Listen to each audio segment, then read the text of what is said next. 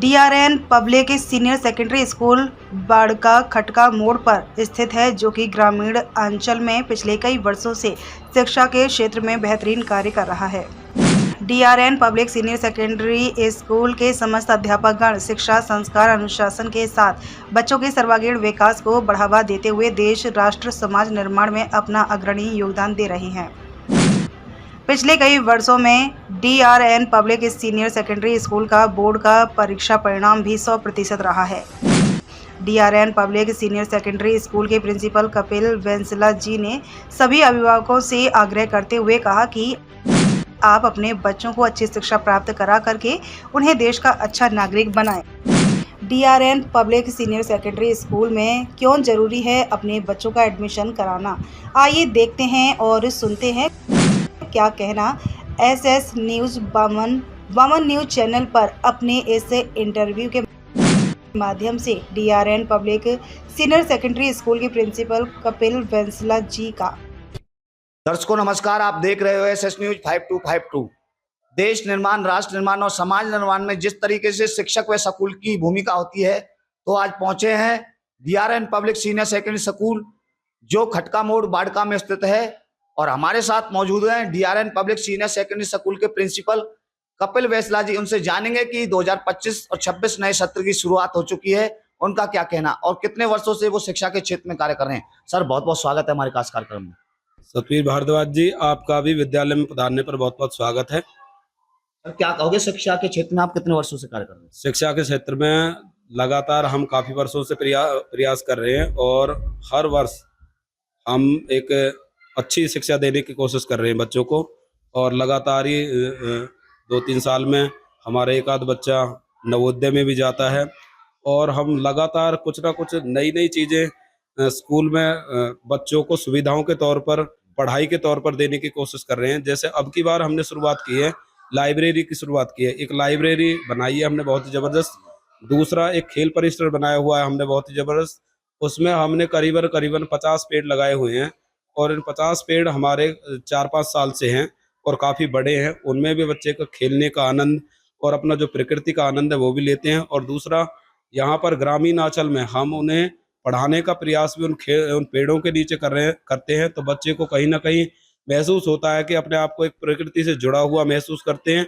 और पढ़ाई के दौरान भी बच्चे अपने आप को एक बहुत ही एक शुद्ध वायु में और एक अच्छे वातावरण में अपने आप को जब बच्चा महसूस करता है, तो वो पढ़ाई के प्रति भी आगे बढ़ने की बहुत ही ज़्यादा कोशिश करता है और उसे प्राप्त भी होता है। देखिए, सर ने बताया कि डीआरएन पब्लिक सीनियर सेकेंडरी स्कूल के अंदर कंप्यूटर की सुविधा, बच्चों के खेल की सुविधा के अनेक जो उपकरण हैं वो डीआरएन पब्लिक स्कूल के अंदर है। सर, बात करें, देखिए दिन प्रतिदिन स्कूलों की संख्या बढ़ती जा रही है। पेरेंट्स और बच्चा चुनाव नहीं कर पाता कि मैं शिक्षा लूँ तो लूँ किस स्कूल के अंदर, क्या कहोगे इस चीज को लेकर?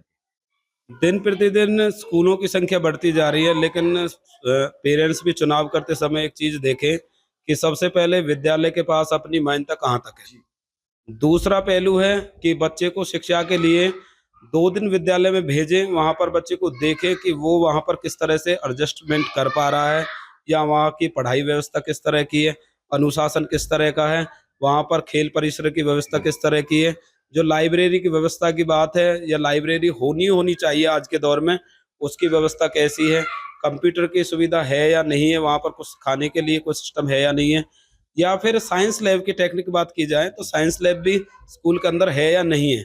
बहुत सारे स्कूल कुछ ऐसे हैं जिनके अंदर साइंस लैब का नाम मात्र कुछ है ही नहीं। तो ये बहुत ही जरूरी है, जब टेक्निक युग है तो टेक्निक चीजें भी हमारे उसमें जरूरी हैं। जब जो चीजें हमारे सिलेबस में, वो चीजें हमारे साइंस लैब के माध्यम से हो, कुछ प्रैक्टिकल के माध्यम से हो। जैसे हम बात करेंगे एनईपी की 2020, तो उसमें भी हमारी प्रैक्टिकल चीजें बहुत सारी हैं और प्रैक्टिकल पर ही आधारित है, तो वो प्रैक्टिकल चीजें हमारे पास अवेलेबल होनी बहुत ही जरूरी है। तो उन चीजों को आप देखें, कंपटीशन का युग है और कंपटीशन में आप अलग अलग स्कूलों में भेजें, चाहे आप पढ़ाए ना, लेकिन वहां पर बच्चे के लिए देखें कि वहां पर कितनी सुविधाएं हैं, बच्चा आपका आगे वर्तमान भविष्य के लिए कैसे तैयारी कर पाएगा। तो उन चीजों को आप देखते हुए ऐसे चुनाव करें कंपटीशन में। ये बहुत ही एक बेहतर, मैं तो ये कहूंगा कि अपॉर्चुनिटी है, और इस अपॉर्चुनिटी का लाभ उठाएं पेरेंट्स, और उस लाभ के अनुसार ही उस सही तरह से चुनाव करके तब भेजें। ऑनलाइन सब चीजें पड़ी हुई है, ऑनलाइन है, कि भाई स्कूल के पास मान्यता है या नहीं है। जी। देखने की चीजें आपके स्कूल परिसर है, आपके वहां पर पानी की व्यवस्था किस तरह की है या नहीं है, टॉयलेट की व्यवस्था कैसी है, खेल परिसर कैसा है, जो सबसे विश्व के लिए जो सबसे जरूरी जो चीजें हैं वहां पर पेड़ों की संख्या कितनी है, पेड़ किस तरह के हैं कि जहां पर बच्चे को एक शुद्ध इन्वायरमेंट, ऑक्सीजन की बात हो, जहां पर ज्यादा से ज्यादा बीमारियां बढ़ी हुई हैं, तो वहां पर आपको एक शुद्ध इन्वायरमेंट की आवश्यकता है। देखिए तो ये सर ने बताया कंपटीशन का दौर है। यदि आप अपने बच्चे का एडमिशन करा रहे हैं तो पहले सब प्रथम तो उस स्कूल की मान्यता चेक करें कि वो स्कूल है तो है कहाँ तक, क्योंकि सर आजकल देखा जाता है पेरेंट्स बड़ी बड़ी बिल्डिंग देख करके, दिखावे को देख करके अपने बच्चे का एडमिशन करा देता है। क्या लगता है कि बड़ी बिल्डिंग देख करके अपने बच्चे का एडमिशन कराना चाहिए, चाहे उसमें स्कूल के अंदर टीचरों की योग्यता देखनी चाहिए? नहीं, सभी चीजें जरूरी हैं, टीचरों की योग्यता भी जरूरी है, स्टाफ या खुद स्कूल वाला कितना मेहनती है वो चीजें भी देखनी जरूरी है, और वो बच्चे के प्रति कितना प्रयासरत है। दूसरा मान्यता की बात है तो वो तो सब चीजें अब ऑनलाइन पड़ी हुई हैं, उसमें तो कुछ उसकी देखने की वही है, सब सब अवेयर है आजकल। दूसरा हम अलग अलग चीजें भी लाते रहते हैं, जैसे अब की बार चिराग योजना में हसनपुर खंड में अकेला विद्यालय है आपका DRN सीनियर सेकेंडरी स्कूल, जिसमें हम समाज के हित के लिए काम कर रहे हैं। तो उसके लिए अब की बार हमने चिराग योजना में 5वीं से 12वीं तक कुछ एडमिशन किए हुए हैं, और उससे जिससे कि समाज को कुछ लाभ मिल सके। जो वंचित बच्चे हैं, जो पढ़ाने में असक्षम हैं प्राइवेट स्कूलों में, वो बच्चे भी इसका लाभ ले सकें, और प्राइवेट स्कूलों को भी कुछ सरकार के द्वारा जो सहायता वो मिले। तो इस चीज का भी ध्यान रख के जो समाज के लिए कितना काम कर रहा है, कितना मेहनत कर रहा है, तो उस चीज को इग्नोर ना करें। मैं तो ये कहना चाहता हूँ कि चीज़ों को इग्नोर ना करें, उन चीज़ों को जो सत्य है और अच्छी चीज़ें हैं उन्हें अपनाएं, और कंपटीशन में अपने बच्चे का सही चुनाव करें, और एक बेहतर शिक्षा लें और सर्वांगीण शिक्षा लें, जिससे कि आपके भविष्य, आपके बच्चे का उज्जवल भविष्य बन सके। देखिए सर, आजकल बात की जाए, देखिए शिक्षा देने का तो सभी काम कर रहे हैं। आजकल जो बच्चा है वो संस्कारों से भ्रमित हो रहा है, बच्चा नमस्ते तक नहीं करता। हमारा भी प्रयास है कि समाज को कहीं ना कहीं एक नई दिशा देने का काम करें। क्या कहोगे? इस समाज एक नैतिकता तो बहुत ही जरूरी है। जैसे मैंने पहले बात की, एक बच्चे के अंदर अनुशासन होना चाहिए, पढ़ाई होनी चाहिए। तो जब बच्चा अपने आप में अनुशासित रहेगा तो वो अपने आप में ही नैतिक होना स्वाभाविक सी बात है। तो उसके लिए अलग अलग हम भी अपने कभी कभी मीटिंग लेते हैं, जैसे टीचरों की मीटिंग लेते हैं, तो उसमें बोलते भी हैं कि आप 10 मिनट क्लास को आप बैठाइए, बिल्कुल शांत बैठाइए, और उसमें आप बच्चों को बताइए कि बड़ों के प्रति कैसे वो सम्मान करें, अपने साथियों के साथ कैसे वो रहें, छोटों को कैसे वो प्यार करें, और किस तरह से अपनी जो पढ़ाई को सुचारू रूप से जारी आगे रखते हुए और एक अच्छे भविष्य का निर्माण कर सके बच्चे। तो इस तरह की चीज़ों को बार बार हमारे टीचर्स भी और हम भी बताते रहते हैं समय अनुसार। सर बात करें DRN पब्लिक स्कूल की, तो 10वीं 12वीं के रिजल्ट को लेकर के बात करें तो अब तक इतने वर्षों से आप स्कूल चलाने का काम करें, किस तरीके की उपलब्धि स्कूल की रही? 10वीं 12वीं में हर साल ही बच्चों की ज़्यादातर मेरिटें आती रही हैं, और कुछ बच्चे ऐसे हैं हमारे, जैसे पिछले साल भी एक गुंजन नाम की बिटिया हमारी नवोदय में उसका सिलेक्शन हुआ था। 10वीं के बाद ही उन्होंने एक टेस्ट दिया था और उसमें उसका नवोदय का सिलेक्शन हुआ था। तो जो बच्चे बढ़िया प्रयास करते हैं वो आगे चल करके अपने बढ़िया ही अपनी चीज़ों में आगे चलते हैं। जैसे बहुत सारे बच्चे, कोई आर्मी में जा रहा है, कोई डॉक्टर बन रहा है, कोई इंजीनियरिंग में जा रहा है।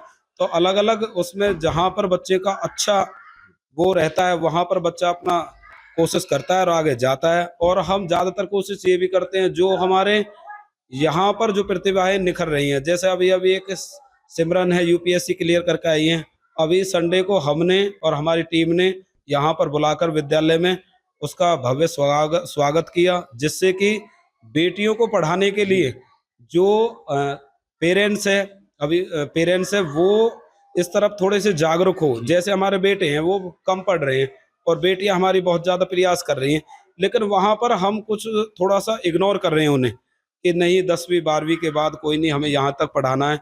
लेकिन ऐसा ना सोचें, जब बेटियां बड़े लेवल तक इतने बड़े नाम कर रही हैं, आज ऐसा कोई क्षेत्र नहीं है जहाँ पर बेटियां अपना नाम नहीं कर रही हैं। जैसे आपके आर्मी की बात हो, जैसे आपके खेल की बात हो, जैसे दुनिया के किसी भी स्तर की बात हो, तो वहाँ पर जब सब जगह बेटियां अपना नाम कर रही हैं, तो हम जब किसी घर का मान लीजिए बेटा अच्छा नहीं पढ़ रहा, तो बेटियों को प्रयास करें और उन्हें आगे बढ़ाएं, जिससे कि हमारे समाज का, गांव का, क्षेत्र का, जिले का और देश का और दुनिया का नाम रोशन हो। देखिए, सर ने बेटियों को लेकर भी संदेश दिया। आज के समय में बेटियां बेटों से कम नहीं है, क्योंकि आज के समय में ई रिक्शा से लेकर के हवाई जहाज उड़ा रही हैं, बेटियां चला रही हैं। क्योंकि अभी देखा होगा, पलवल जिले के ग्राम अतरचट्टा के अंदर जो यूपीएससी की परीक्षा पास की सिमरन ने, उनका भी सर की तरफ से, स्कूल की तरफ से सम्मान किया गया। सर देखिए, अंत में क्या खास मैसेज देना चाहोगे डीआरएन पब्लिक सीनियर सेकेंडरी स्कूल की तरफ से बच्चों को और पेरेंट्स को, क्योंकि एडमिशन का दौर है? अंत में यही मैसेज देना चाहूँगा कि विद्यालय के जो प्रिंसिपल हो, स्टाफ हो, उन्हें ये देखे कि वो कितना मेहनती है, कितना वो काम कर सकते हैं और उन्होंने अपने पिछले जीवन में कितना संघर्ष करके चीज़ों को आगे संजो करके इस समाज को आगे बढ़ाने का काम किया है।